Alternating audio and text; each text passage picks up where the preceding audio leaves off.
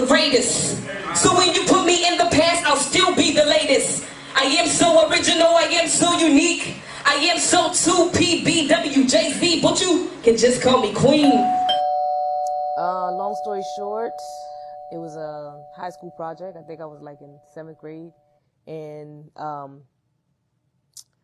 it was a project where you had to create like an island, or I forgot what they call, like how the United States is set up, or an island, or you know what I'm saying, like, so either you would be ruled by a queen or you would be ruled by a president.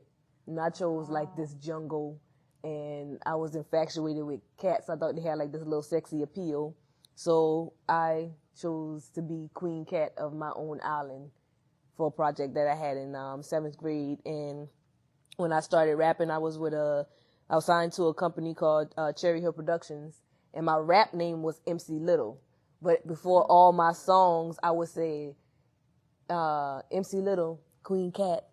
And so the guy sent us the tracks. When he was editing, he was like, we just gonna keep it KweenKatt. Wow. So it was, when you see some of my old projects, you will see Miss Anita, aka KweenKatt. Now it's just KweenKatt. Yeah, wow. I remember when I first met you the first time, and we were just talking about this too, getting ready to set up for the interview, mm-hmm. How, you know, her first big party was in Pringletown. I didn't know where Pringletown was. All I know, we were going to Pringletown, and we came out to your first party, and like you had a big group. Like you had a lot of people, basically like supporting. Mm-hmm. Tell everybody about this first big party you did in your show and everything. Like, 'cause you had so much energy, so much vibe to be that young. Mm-hmm. Tell everybody about that. I was 15, and I had just branched out on my own. I had just dropped my album, and at the time, the company wasn't really supporting my independent endeavors, and so I did it on my own. We pressed up some flyers right there at Staples, went around the community passing the flyers out after school, and I used to perform a lot in Charleston and different things like that, so connecting with everybody out there, and everybody came out. That's before everybody was doing the same thing, so it was exciting to come to a party because everybody wasn't throwing parties, and it was no ID. Yeah. So you had all ages out there. So I think I made like over $1,500, charging only $5 at the door. Exactly. So you know it was a lot of people out there. Yeah, you had a good crowd, and that's the thing. Like, it was, you know, no problems. It was a party that started and a party that ended, mm-hmm. and then we even got out there kind of late, and we mm-hmm. still had a good time. Mm-hmm. You know what I mean? And then so that we go from 15 to I think like a couple of years after that, you really started like just popping. Mm-hmm. KweenKatt like started popping. Like everybody wanted KweenKatt on the track. Everybody wanted to mess with KweenKatt. How did that make you feel as an artist? Like to know that, hey, now I'm at my spot. This is what I want. How that made you feel? Being the way I came up as a person, you know, it was always important to be like humble. But I think anybody, when you have a group of people that are following you, you get a little cocky, you know, and as an artist, as a rapper, you have to have that to an extent, you know, but I think that even though I didn't show it, you know, even though I was always respectful of people, the creator of all things knew how I was feeling inside, and you only last that long for a period of time. So I got knocked down real quick. It's nothing wrong with, like confidence. Yeah. But I was to a point where it's like, you know who I am? I wouldn't say that, but that's what I thought. Yeah. You know what I'm saying? So it was like, you know, and like I said, there's nothing wrong with having like respect for yourself and feeling like you deserve a certain amount of things. Mm-hmm. But you have to, I had a lot of power at a young age. Yeah. So, yeah. So what made you come back? Mm-hmm. You know, I know you weren't really gone, but what made you like come back and be like, I'm about to just dethrone a lot of people. I'm about to go off. What made you come back from just, you know, riding home, chilling out to I'm going to be back on the scene? Like, what made you link up with some of the people that you linked up with now? I was tired. Like, people think that just because they just now seeing you, that you just coming out, you know? Yeah. And I was writing music since I was 9. Yeah. And I was performing since I was 9. Yeah. You know, I started recording professionally when I was 15. So a lot of my album of They Should Never Turn My Mic On, I wrote those songs when I was 9. Yeah. You know what I'm saying? Wow. So it's like, so a lot of stuff that they started seeing was like old stuff. Yeah. That's But basically it. the comeback, the reason why I took a break was I was doing it for a long period of time. I had lost a lot of friends. Yeah. I was divorced. I had just went through a whole lot. Yeah. And it was like, I'm tired. You know, I was tired of the music. I was tired of people. And I just wanted to figure out, like, is this for me? That was my soul searching time to say, okay, I'm not going to do music. I'm going to just see. And if it leaves me, then that was my prayer to God. If it's for me, then make it so. If it's not, then take the passion away, take the gift away. Yeah. And, you know, like, even in church, I stopped singing for a while. Yeah. Wow. You know, and the reason being is because with church, people expect you to be holier than thou. Yeah, people don't want you to be who you are. Yeah, I know that. And singing is a ministry to me. Like, if I'm going through something, I'll go, like, since I was a kid, I'll go in the room, just write, and rap to myself all day.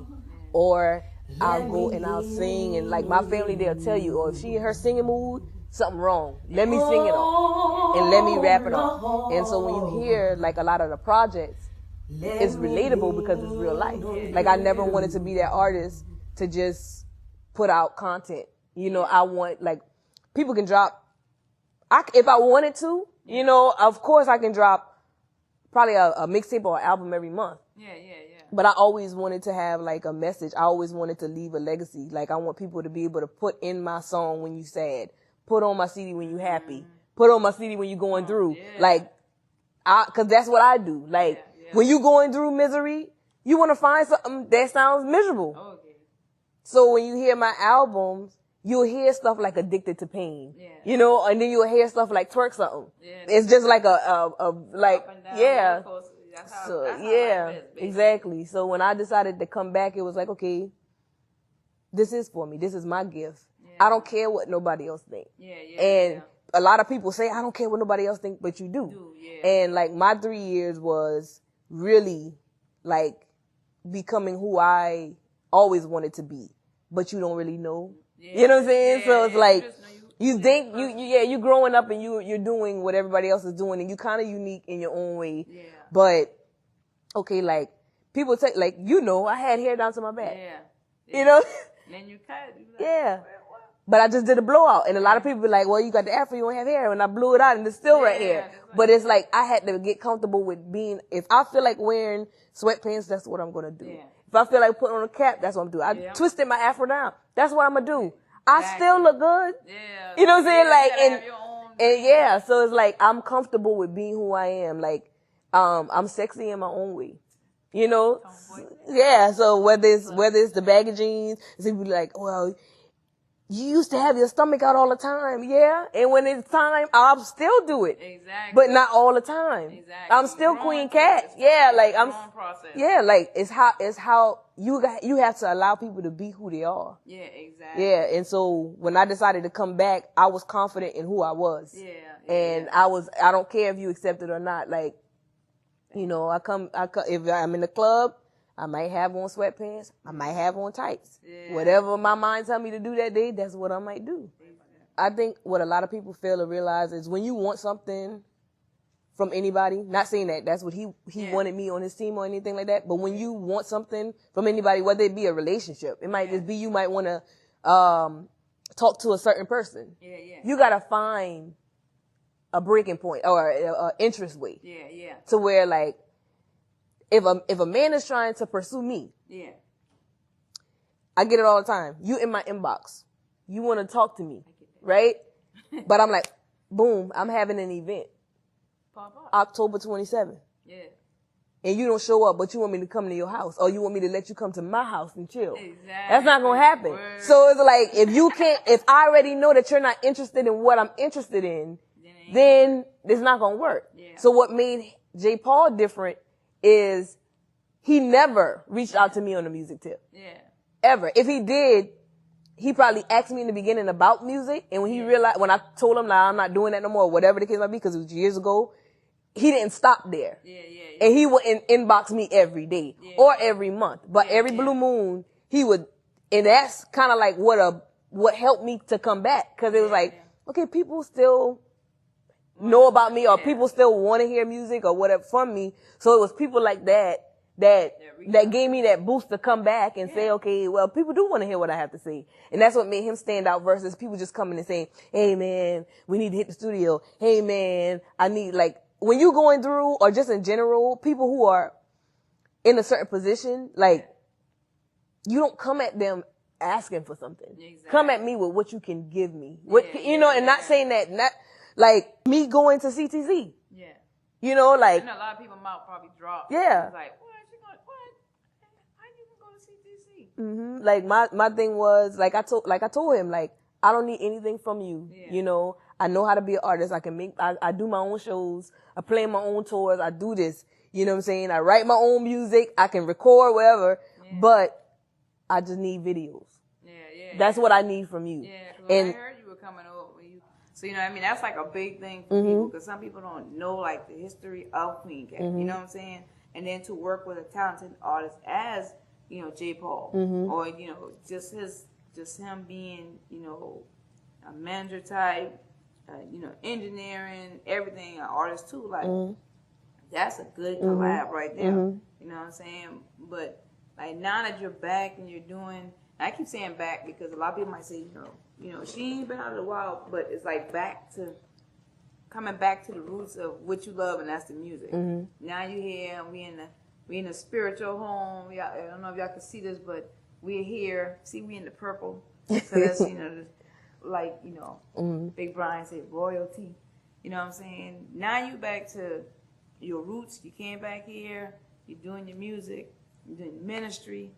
You know, let everybody know, like, what you got going on, your projects now, as far as not so much detail as your projects, but what you got going on as far as, because I remember one time you used to do the charity events at West Vaco, where you know, I always call it Pack the Pantry. I don't know. That's what it was. We called Concert for Change. Yeah. So it's like you always did that. It seemed like every year you had one. It got bigger and bigger. So is there anything like that coming up now to where, you know, you're still doing that too, or it's just like right now you focus on the kids and the ministry here? I stopped doing the Concert for Change because, like I said, it was so many people that started doing something around that time, and not so much that it's a bad thing, but if so many people are doing it, then I'm not necessary. Yeah, you know what I'm saying? And who matters? Like, I'm trying to figure out how to say it. Like, if you start something, like, it's a scripture in the Bible that says, one plant, one water, God give the increase. Yep. So I planted that seed. We watered that seed, and God gave the increase by other people doing it. I think people miss their blessing or miss their calling by trying to say it. You know, if I tried to stay out there and say, I started this, and, you know, or I'm not needed there no more. So many people are doing it in different areas, and that's a good thing. And so where I've moved on to is putting my all into the center. And we have so much young people, you know, that needs guidance, that needs help. So you see me reaching out to a lot of men, because there are a lot of women, and it's a good thing. But you have a lot of young boys that grow up to be young men that are very feminine, because all they see is the female. And that's not the female's fault. You know, but if the man does not want to be there, and a lot of people be like, oh, well, it's the woman's fault. It always leads back to the woman's fault. But you can't make a man stay, and you can't make a man come around. But what we can do is I can reach out, because God gave me the gift to have the swagger of a man and a woman. So I can relate to a man and bring them in, which I have been doing. And they'll ask me all the time, well, what I'm supposed to do? I ain't really into the church thing. I ain't really into, you know, stuff like that. Just come and sit. Let them see that it's cool to dress up. It's cool to be in a suit. Let them see that, because they're missing that they go from babies to papas. You're right. So all they see is their age bracket and their granddaddies. Yeah. That's what I see in my circle. Yeah. There is no middle age where they see decent young men. So my job is to bring them in. Yeah. You know, and they'll ask me, well, what? Hey, man, on Tuesdays we have book club. Go out there and run with them. You know, go out there and throw the football with them. While the women are in here learning, go out there and play. Exactly. Like we teach, like I'm instilling in and I'm teaching them, but they need to see men because there has been a demasculinization of the black man in America. So when you look at it as bringing it back to music, when we were growing up, you had the DMXs, you had the Master P's, you had the hardcore men. You know, but now you have feminine men, men that got perms, men that dress like women and wear purses and wear women clothes. And I don't have anything against that, but give them a choice. You get what I'm saying? And right now, they don't see, there's not a balance of it. See, we had Prince and we had Michael Jackson, but we also had Jaheim, you know, and Joe and R. Kelly. So you saw a feminine man that was still a man, but you saw the masculine. But right now there is no, you know, middle ground.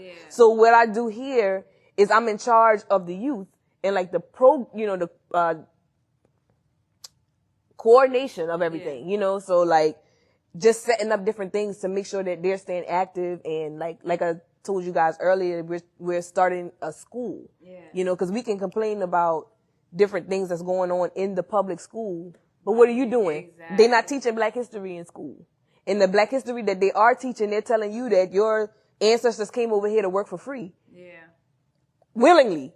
And that's not true. Exactly. And when a child doesn't know their history, they come up thinking that everybody's cool and no, something happened. And if you're not careful, if you're not careful, if you don't know your history, you can repeat your history. Not saying that go out there and hate all white people or all Arabs or all the people that did something. No, you don't have to hate them, but you need to know what people are capable of. And I think that's what's wrong with the generation coming up. Everything is everything. Everything is whatever. And and they lost.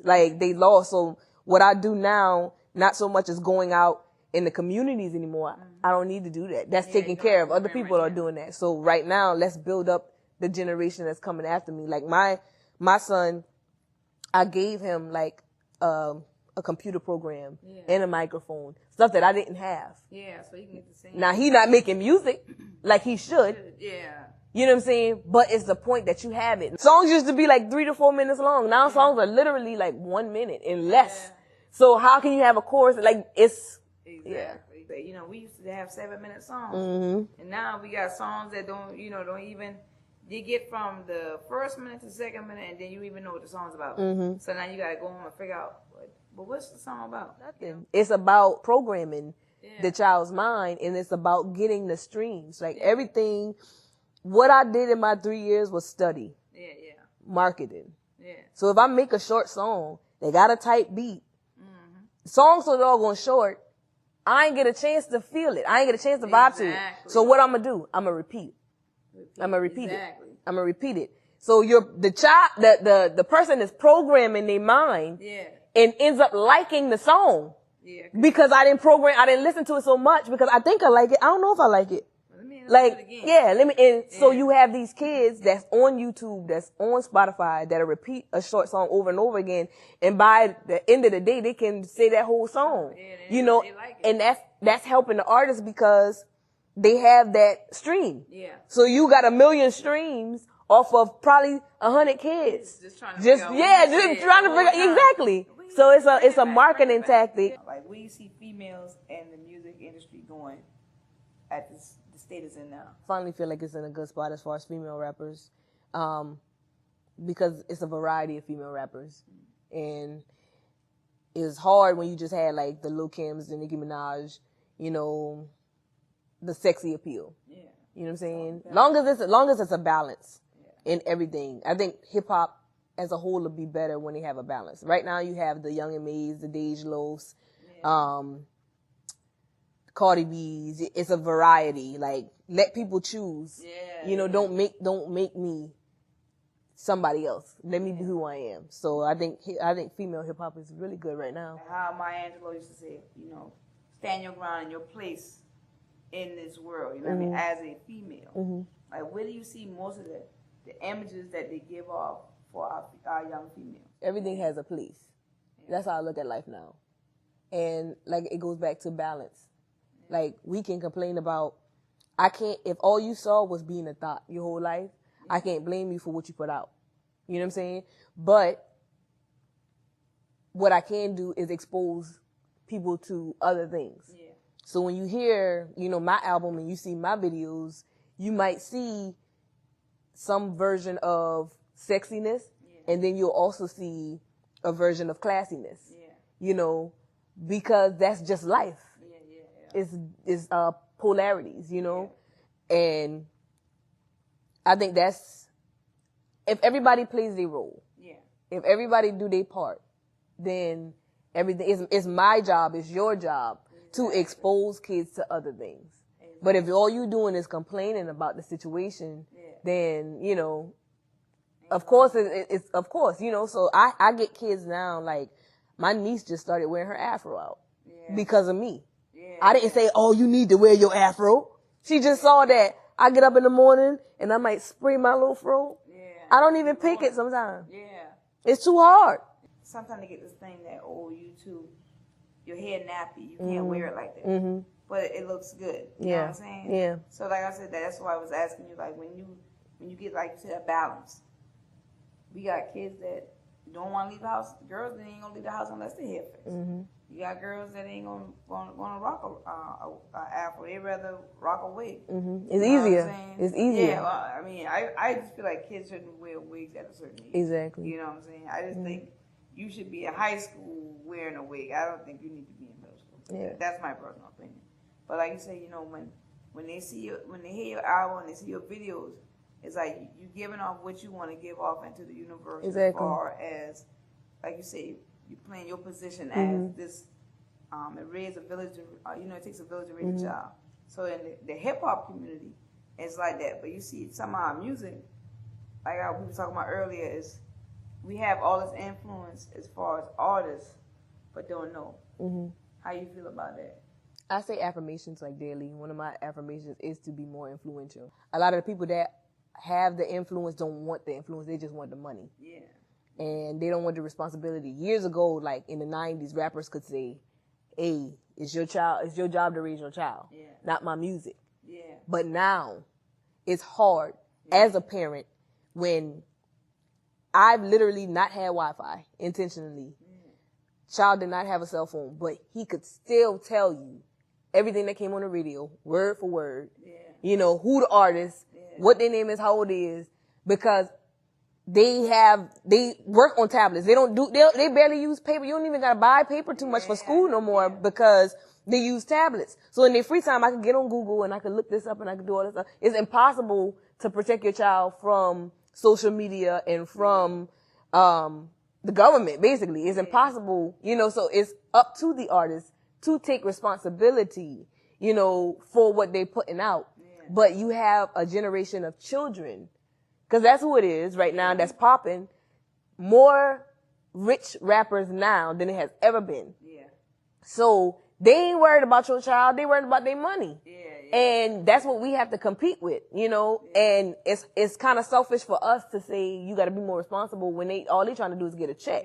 You know, we was doing music because we loved it. Yeah. So that's what we're competing against. And it all goes back to like the outlets. You know, like you got rappers like J.Paul that is creating an outlet, which is a platform on YouTube to talk about it. It's our job as a whole to push that so more people can see it. You know, we need a different BET now, you know, because it's not about the community. It's about making money. Like they see what is presented to us. So it's our job to find different ways to put our message out there, because right now we fighting a losing battle. We can't compete. It's not that the good artists is not out there. It's just that they don't promote us. It's just like Black and White. You promote a Fantasia. You don't promote Fantasia. But you'll promote, what's the girl name? Adele. A white woman that sounds like a black woman. You won't promote Maxwell, but you'll promote Sam Smith. Yeah, you're right. A white man that sounds like a black man. So it's not that Fantasia's not singing. It's not that Maxwell is not singing. They just dropped albums. Yeah, but what is being promoted is Justin Timberlake's and the people that they steal our sound. Yeah. And what you do to the children, that's why I say it goes back to instilling history in them. Because they don't even know. So our kids is going to come up and think that Adele created R&B. You know what I'm saying? Like, they don't get the history of that because a lot of people today, you making beats, you taking samples from the 90s. Yes. See, we took samples from the 60s and the 70s back in the day. These producers now, they taking samples from songs that was just hot like 10 years ago. Yeah. And like, I was listening to, you know, I DJ now, so I hear a lot of music. Yeah. You know, and I was listening to, My Boo. Yeah. Remember? I think and when the beat came on, immediately my mind was, ooh, ooh.